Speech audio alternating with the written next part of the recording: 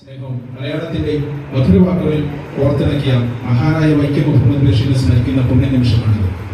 അക്ഷരങ്ങൾ വെറും മഷിത്തുള്ളികളല്ല, അവ സ്നേഹങ്ങളാണ്, സ്വപ്നങ്ങളാണ്, ചിന്തകളാണ്.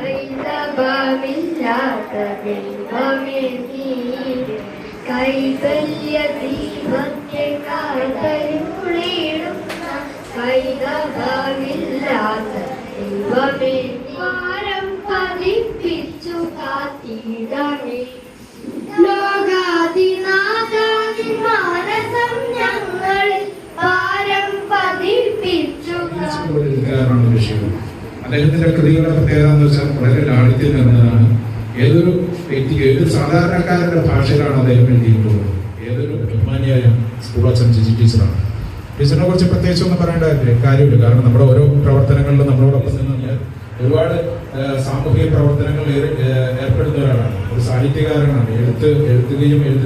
എഴുത്തുകളെ വായിക്കുകയും എഴുത്തിന് ഇഷ്ടപ്പെടുകയും ചെയ്യുന്ന ഒരു വ്യക്തിയാണ്. ഇദ്ദേഹത്തെ പോലെയുള്ള ഒരു ആളെ തന്നെയാണ് നമുക്ക് വിദ്യാരംഗ കലാസാഹിത്യയുടെ ഉദ്ഘാടനത്തിനും അതോടൊപ്പം ബഷീർ തലത്തിനും നമുക്ക് ഇവിടെ കൊണ്ടുപോകാൻ സാധിക്കും. പലവിധമായിട്ടുള്ള കഴിവുകളുണ്ട്.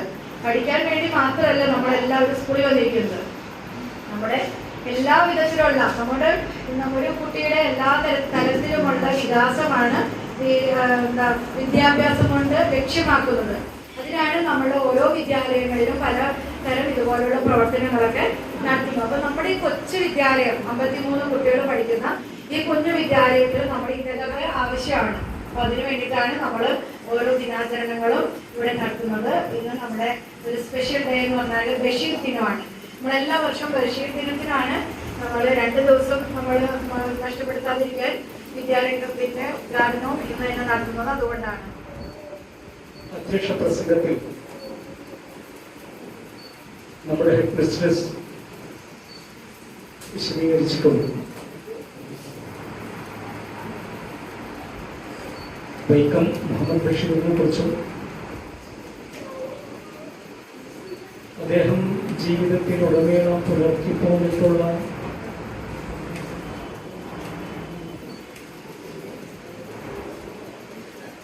ജീവിത പശ്ചാത്തലങ്ങളെ കുറിച്ചുമൊക്കെ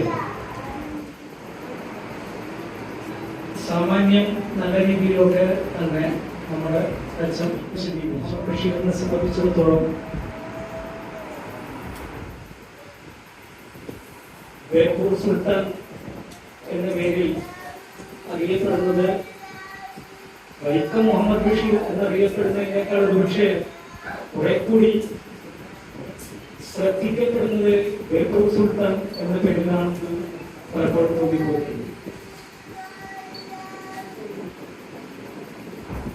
അദ്ദേഹത്തിന്റെ എഴുത്തുകളെ കുറിച്ച് നമുക്കറിയാം. തികച്ചും സാധാരണക്കാരന്റെ ഭാഷയിലും അവന്റെ അദ്ദേഹം സ്വീകരിച്ചിരുന്നു.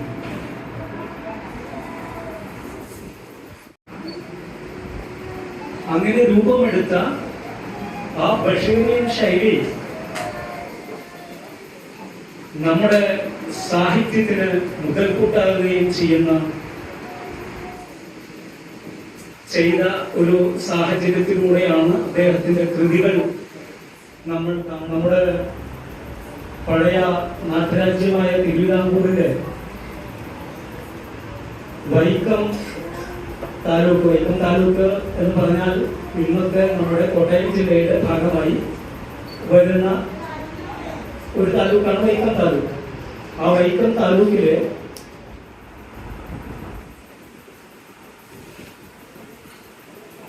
തുടർന്നങ്ങോട്ടുള്ള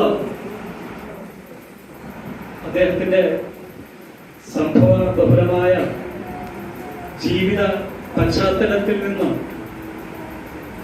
ഉരുത്തിരിഞ്ഞു വന്നതാണ്. അതല്ലെങ്കിൽ അദ്ദേഹത്തിന്റെ ജീവിതവുമായി ബന്ധപ്പെട്ട് അദ്ദേഹം ജീവിച്ചു വന്ന ചുറ്റുപാടുകളുമായി ബന്ധപ്പെട്ട് ഉള്ള സാഹചര്യങ്ങളും കഥകളും കഥാപാത്രങ്ങളുമാണ് അദ്ദേഹത്തിന്റെ രചനകൾ. മലയാള ഭാഷയ്ക്ക് അദ്ദേഹം ഒട്ടേറെ പ്രയോഗങ്ങൾ സംഭാവന ചെയ്തിട്ടുണ്ട്. ഇമ്മിണി വലിയൊന്ന്,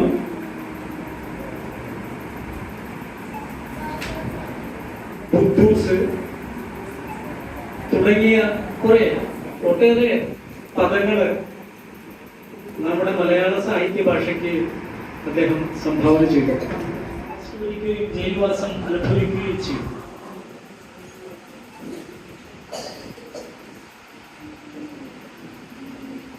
ജയിൽ ജീവിതത്തിന് ശേഷം പുറത്തിറങ്ങിയ അദ്ദേഹത്തെ ഭഗത് സിംഗിന്റെ ആശയങ്ങൾ ഏറെ സ്വാധീനിച്ചു. ആ സ്വാധീനത്തിന്റെ അടിസ്ഥാനത്തിൽ അദ്ദേഹം കൊച്ചിയിൽ നമ്മുടെ മട്ടാഞ്ചേരിയിൽ താമസിച്ചുകൊണ്ട്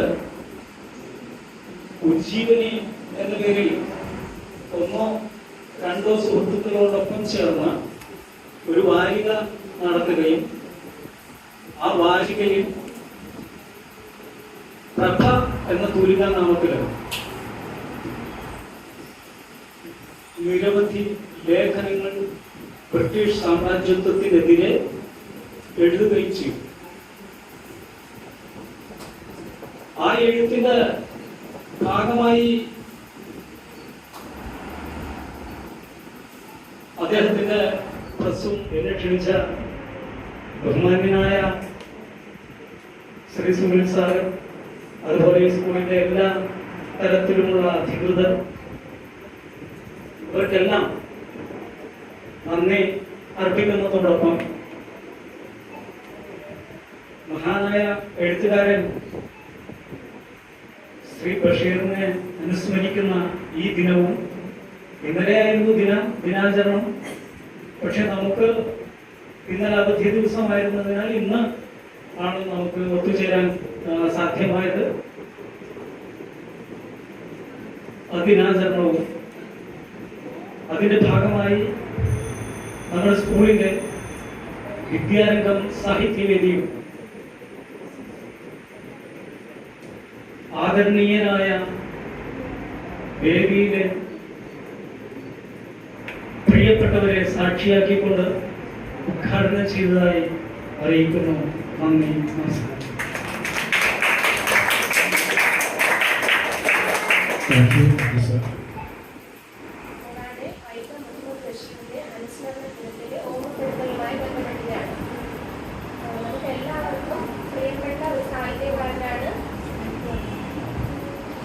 നമുക്കെല്ലാവർക്കും പ്രിയപ്പെട്ട ഒരു സാഹിത്യകാരനാണ് ബേപ്പൂർ സുൽത്താൻ എന്നറിയപ്പെടുന്ന വൈക്കം മുഹമ്മദ് ബഷീർ. ഭാഷാ ശൈലി കൊണ്ടും ജീവിത രീതിയിലെ കാഴ്ചപ്പാട് കൊണ്ടും തികച്ചും മറ്റു സാഹിത്യകാരന്മാരിൽ നിന്നും വ്യത്യസ്തരാണ് ഇദ്ദേഹം. അതുകൊണ്ടാണ് പ്രായഭേദമന്യേ ഇപ്പോഴും നമ്മൾ അദ്ദേഹത്തെയും അദ്ദേഹത്തിന്റെ കൃതികളെയും ഓർക്കുന്നത്. ഇന്നും നമ്മൾ അദ്ദേഹത്തിന്റെ സാഹിത്യത്തെ ചിന്തിക്കാനും അതിനെക്കുറിച്ച് കൂടുതൽ മനസ്സിലാക്കാനും നമ്മൾ ശ്രമിക്കുന്നുണ്ട്. ബഷീറിന്റെ ഓർമ്മ പുതുക്കലും അദ്ദേഹത്തിന്റെ ആശയങ്ങളും മൂല്യങ്ങളും വരും തലമുറകൾക്ക് പകർന്നു നൽകാനും വേണ്ടി ഇത്തരത്തിലുള്ള അനുസ്മരണ പരിപാടികൾ സംഘടിപ്പിക്കുന്നത് ഏറ്റവും പ്രധാനപ്പെട്ട ഒരു കാര്യം തന്നെയാണ്. സ്കൂളിന്റെ PTA പ്രതിനിധി എന്ന നിലയിൽ ആശംസകൾ അർപ്പിക്കാനാണ് ഞാൻ ഇന്നിവിടെ എത്തിയിരിക്കുന്നത്. എല്ലാവർക്കും എന്റെ നമസ്കാരം. ഇന്ന് ജൂലൈ 5 നമ്മുടെ എല്ലാവരുടെയും പ്രിയപ്പെട്ട ബഷീർ അപ്പൂപ്പന്റെ ഓർമ്മ ദിനം. ബേപ്പൂർ സുൽത്താൻ എന്നാണ് നമ്മൾ ബഷീർ അപ്പൂപ്പനെ വിളിക്കുന്നത്. ഞാനിന്നിവിടെ ബഷീർ അപ്പൂപ്പന്റെ നല്ല രസകരമായ ഒരു കഥയാണ് പറയാൻ പോകുന്നത്. കഥയുടെ പേരെന്താണെന്ന് അറിയാമോ? പാത്തുമ്മയുടെ ആട്. ബഷീർ അപ്പൂപ്പനൊരു പെങ്ങളുണ്ടായിരുന്നു. പേര് പാത്തുമ്മ. പാത്തുമ്മയ്ക്ക് ഒരു ആടുണ്ടായിരുന്നു. എന്താണെന്ന് അറിയാമോ? നല്ല 1ാം തരം ആട്. ഇയാളിന് എപ്പോഴും വിശപ്പാണ് കൂട്ടുകാരെ. അതെപ്പോഴും വീടിനുള്ളിൽ നടക്കും. അവൻ എന്ത് കണ്ടാലും അത് കഴിക്കും. മുറ്റത്തെ പുല്ല് തിന്നും, ചെടിയുടെ ഇല തിന്നും. മുറ്റത്തുണക്കാനെന്താ ടീച്ചറെ? അതെന്താ? ഈ കുട്ടിയെ കൊണ്ട് ഞാൻ മടുത്തു. നീ എന്താ ജനാലികയിൽ ചെയ്യുന്നത്? അതില്ലേ, ഞാനേ ആ വരുന്ന പാട്ടുകാരെ നോക്കിയിരിക്കുക. ഈ കുട്ടിയെ കൊണ്ട് ഞാൻ മടുക്കല്ലേ?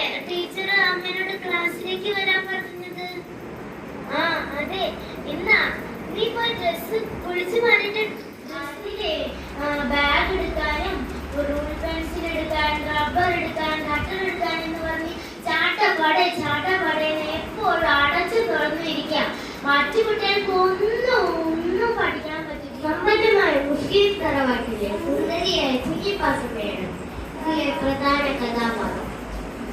കുഞ്ഞിപ്പാത്തുമ്മയുടെ സാക്ഷിമോ ഒട്ടനടി ഉത്സവരാമൻ ആശ എന്നിവരാണ് ഇതിലെ മറ്റു കഥാപാത്രം. കുഞ്ഞിപ്പാത്തുമ്മയുടെ കുടുംബത്തിൽ നല്ല പണവും പ്രിയപ്പെട്ടെങ്കിലും അവരുടെ ഒരു കേസിൽ തോറ്റതിന്റെ ഫലമായി അവർ ദാരിദ്ര്യത്തിലായി. കുഞ്ഞിപ്പാത്തുമ്മയുടെ കാലത്തൊരു മറുകുണ്ട്.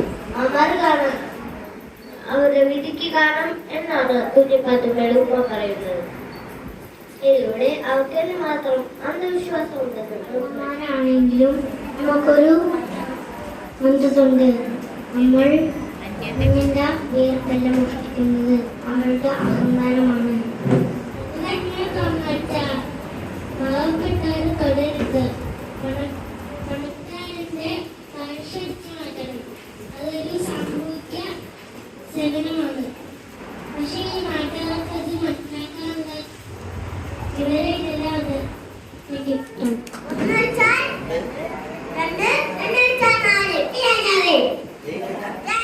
ബഷീർ കഥാപാത്രങ്ങളിലൂടെ ഒരു യാത്ര. ലാളിത്യവും സ്വാഭാവികതയുമാണ് ബഷീർ രചനകളുടെ സവിശേഷതകൾ. കഥയും കഥാപാത്രങ്ങളും വായനക്കാരുടെ മനസ്സിൽ ഏറെ ഇടം നേടിയവയാണ്. വായിച്ചറിഞ്ഞ ചില കഥാപാത്രങ്ങളുടെ രൂപരേഖ ലഘുക്കുറിപ്പോടെ അവതരിപ്പിക്കാൻ വൈക്കം മുഹമ്മദ് ബഷീറിന്റെ ആനപ്പൂട എന്ന നോവലിന്റെ ചെറിയ ദൃശ്യാവിഷ്കാരം. കാമിലത്തൈ താളം കാമിലത്തൈ കാമിലത്തൈ താളം കാമിലത്തൈ കാമിലത്തൈ താളം തരുമില്ലത്തൈ. ഇതൊക്കെ ദൂരം കിട്ടാത്ത കൊടംകുടിങ്ങേറെ ഉപ്പായി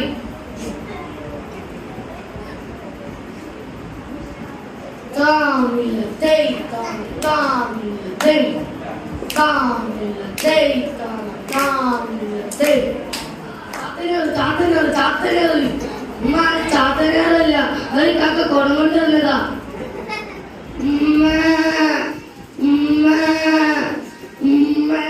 തങ്കമണിയെ മണ്ണമുത്തപ്പ മാണ്ടേരി മാണ്ടേരി 8-10 8-10 8-10. ഉത്തരം ശരി. പ്രേമലേഖനം. മതിലുകൾ എന്ന സിനിമയിലെ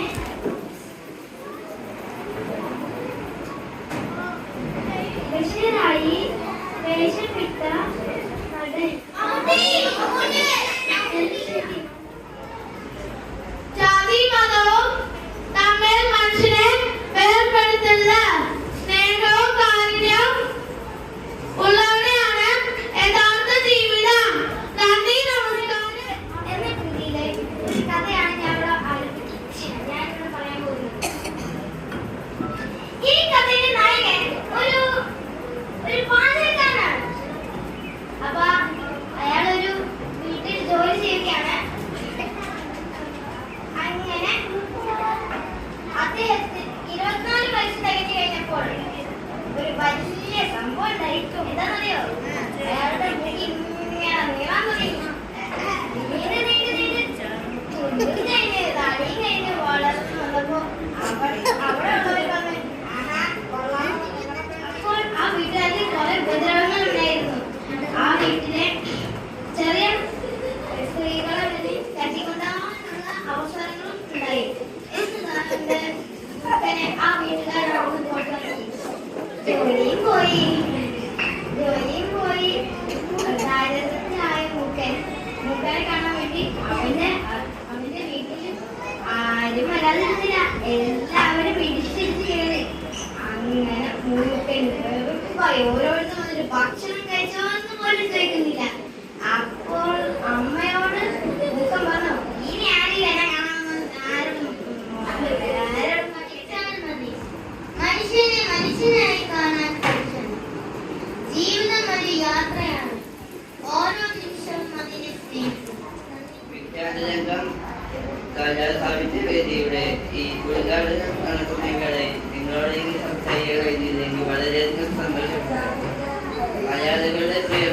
എഴുത്തുകാരൻ വൈക്കം മുഹമ്മദ് ബഷീറിന്റെ ജന്മദിനം ആയ ജൂലൈ 5 അനുബന്ധിച്ച് കൊണ്ടാണ്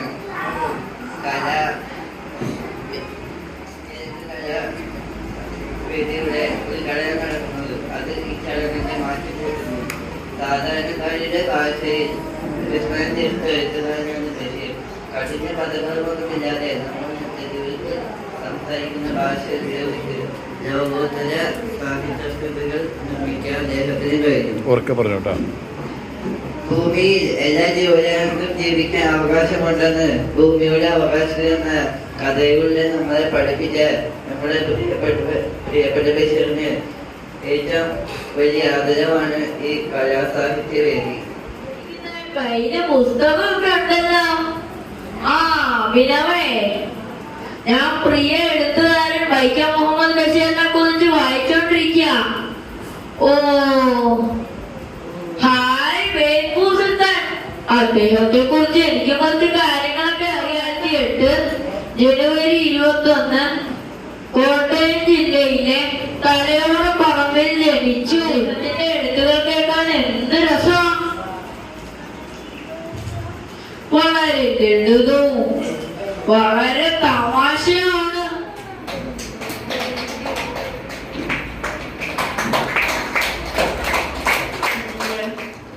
കയ്യടിക്കെല്ലാവരും. അപ്പോ ഇന്നത്തെ നമ്മുടെ പരിപാടി ബഹുകേമമായിട്ടുണ്ട്, ബഹുക്ഷേമമായിട്ടുണ്ട്. അപ്പൊ ഇങ്ങനെയുള്ള പരിപാടികൾ ഇടയ്ക്കിടയ്ക്ക് ഇങ്ങനെ ഓരോ അനുസ്മരണ ദിനങ്ങളും അതുപോലെ മറ്റ് ആഘോഷങ്ങളും ഒക്കെയായി നിങ്ങളിവിടെ സംഘടിപ്പിക്കാറുണ്ട്.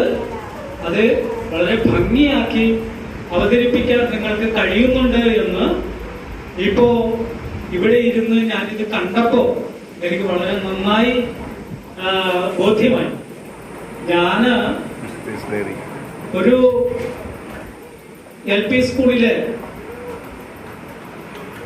കാഴ്ചയുള്ള കുട്ടികൾ പഠിക്കുന്ന സ്കൂളിലെ കാഴ്ചയില്ലാത്തവർ എന്ന് ഉദ്ദേശിച്ചല്ല, നിങ്ങൾ വളരെ കാഴ്ചയുള്ളവരെക്കാൾ വളരെയേറെ ഉൾക്കാഴ്ചകളുള്ളവരാണ് നിങ്ങൾ. അപ്പൊ അത്തരം കുട്ടികൾ പഠിക്കുന്ന ഒരു സ്കൂളിലെ PTA പ്രസിഡന്റായി 10 വർഷക്കാലം പ്രവർത്തിച്ച ഒരാളാണ്. അവിടെ എനിക്ക് കാണാൻ കഴിഞ്ഞതിനേക്കാൾ ഏറെ മികച്ച പ്രകടനങ്ങളാണ് നിങ്ങളിൽ നിന്നും എനിക്ക് കാണാനും മനസ്സിലാക്കാനും അനുഭവിക്കാനും കഴിഞ്ഞത്. ഏവർക്കും നന്ദി അറിയിക്കുന്നു. ദിനത്തിന്റെ ആശംസകൾ എല്ലാവർക്കും നേർന്നുകൊണ്ടത് ഞാൻ എന്റെ കർത്തവ്യത്തിലേക്ക് കിടക്കുകയാണ്. ആദ്യമായി നന്ദി പറയുന്നത് നമ്മുടെ ഈ യോഗത്തിൽ അധ്യക്ഷയായിരുന്ന നമ്മുടെ എല്ലാവരുടെയും പ്രിയപ്പെട്ട ജിജി ടീച്ചറിനാണ്. ടീച്ചറിന് നമ്മുടെ എല്ലാവരുടെയും പേരിലുള്ള നന്ദി അറിയിക്കുന്നു.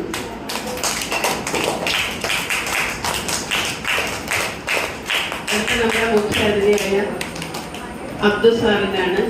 സാറിനെ എനിക്ക് ഇതിനു മുമ്പേ അറിയാം. സാർ ഇപ്പോൾ നിങ്ങളോട് പറഞ്ഞില്ലേ, ഞാനൊരു LP സ്കൂളിലെ 10 വർഷം PTA പ്രസിഡന്റ് ആയിരുന്നെന്ന്. അപ്പൊ എന്റെ മോൻ അവിടെ പഠിക്കുന്നുണ്ടായിരുന്നു ആ സമയത്ത്.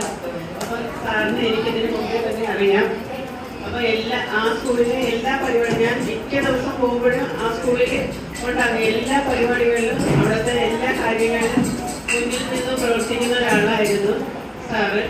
അപ്പൊ സാറിന്റെ ഈ സാറിന് ശാരീരികമായിട്ട് അസ്വസ്ഥതകളൊക്കെ ഉണ്ടെങ്കിലും ഞാനും ഉണ്ടായിരുന്നു. സുനിൽ സാറിന് അവിടെ നിന്ന് വിളിച്ച സമയത്ത് അപ്പൊ സാറ് ഒരു മടിയും കൂടാതെ വരാമെന്ന് പറഞ്ഞു.